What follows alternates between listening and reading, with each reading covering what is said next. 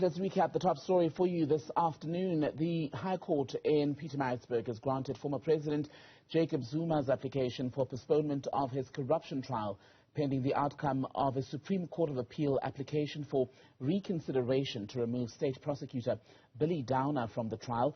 Let's get the reaction now of Stefanie Fick, Executive Director of Accountability, that's a division at Outa, the organization undoing tax abuse. Stefanie, when I spoke to you less than 24 hours ago, you were not expecting the SCA process to have too much of a significant process on the High Court.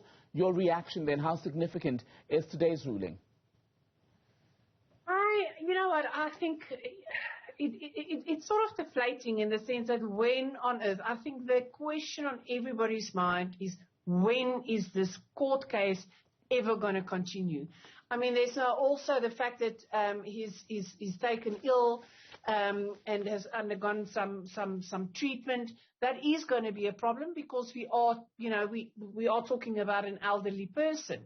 But at some point, and it's just, when are the court going to reach that point where this has now become unfair to just a general sense of justice and a fair trial? Because if this has happened, if this was turned, the shoe was on the other foot, in the sense that the state has now for the 15th time asked for a postponement, what do you think the outcry would have been? And the prejudice is, yes, it's against the accused, but there's also some prejudice against the state. So it is. I think it's a bit of a, where is this going? If every time there's just going to be a postponement, when are we going to see this trial starting? And when are we ever going to see the end of this trial? Because it's also costing money. It's costing former president money, but every time this case gets postponed, it is, it's a burden on taxpayers as well. So just on what you were saying, Judge Piet Koen, I suppose to a degree, would disagree with you in his analysis of the various applications brought by the former president. In fact, he said, while the postponements may lead to some frustration, at this point, he does not believe the state has produced a solid enough argument to prove that the former president is abusing the avenues available to him in law. Well, I mean, it's probably a matter of opinion. I think if you look at the history of this matter, and you remove yourself from, remove yourself from whoever is prosecuting the matter, and remove yourself from whoever is the accused. Just from a practical point of view, is that you need to be fair to an accused, because an accused is facing some serious allegation. He has the right to defend himself.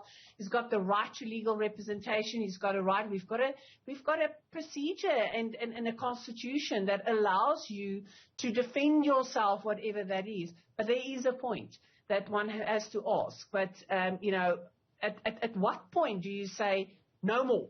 No more postponements. Because on the other hand, each and every time this trial is ready, the state needs to be ready. The state needs to make sure that their witnesses are on standby. Witnesses are allowed to get witness fees. Witnesses, it's not. I don't think it's the best experience for people to go stand in the court of law and to testify. You may say that if it's a policeman or whatever, they're more used to it, but just a normal person that needs to go stand in court, they need to take off from their day job in order to be available. So it's not just a one-sided issue that because an accused is asking for a postponement, each and every time the court has to consider whether the postponement in the circumstances is the right thing to do. Now, if the court decided that it's the right thing to do in the circumstances, nothing we can do about it. But just objectively, and I think, speaking on behalf of people that wants to see the end of this saga, when is that going to happen?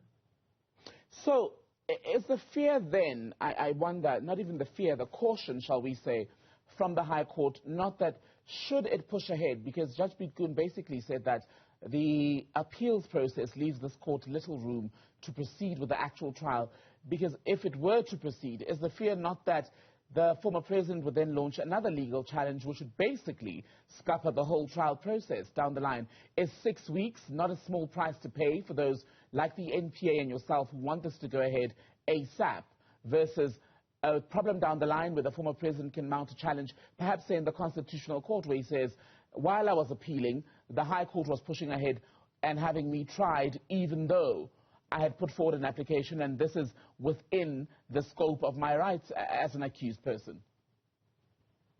Well, that's obviously what the court has given judgment on, is that they give the former president and his legal team the opportunity to appeal certain things. You know what, I just have this question. First, we started with this, there were certain applications. One of the applications was that there should be a stay of prosecution. So we went through the whole process. Bring the application, it was denied. You go to the next court, denied. Now we start all over again with the process.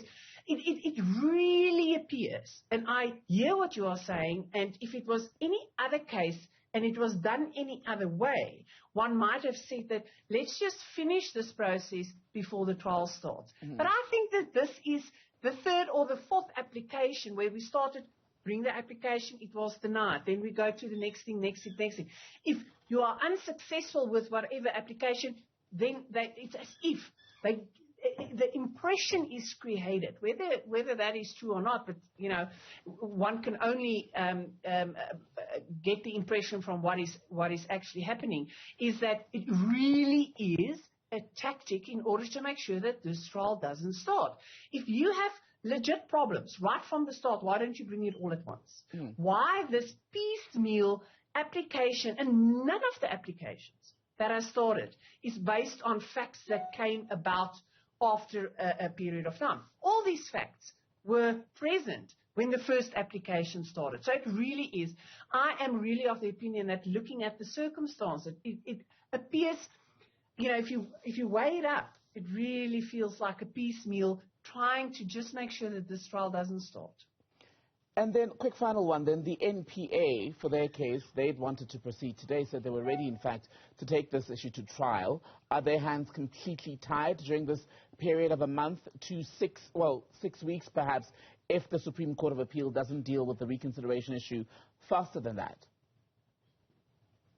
Well, if the problem, it's a more practical problem. If you postpone this trial for 6 weeks, to get a sooner date where the judge is available, where all the legal people are available, becomes a little bit difficult. And like I said, just from the prosecuting side, it's not just, yes, I'm available tomorrow. The prosecutor may be available. There might be interpreters that should be available. Plus, the court roles doesn't stand still. In other words, there's actually a question of, will there be a court available? Now, I'm not saying it's impossible. Everything is possible. If you put your your mind to it and whatever, you can probably make things happen. The logistics thereof just becomes extremely difficult. So, what the state should do in the meantime is prepare, and hopefully they do not lose some of their witnesses purely because this case has been postponed so many times.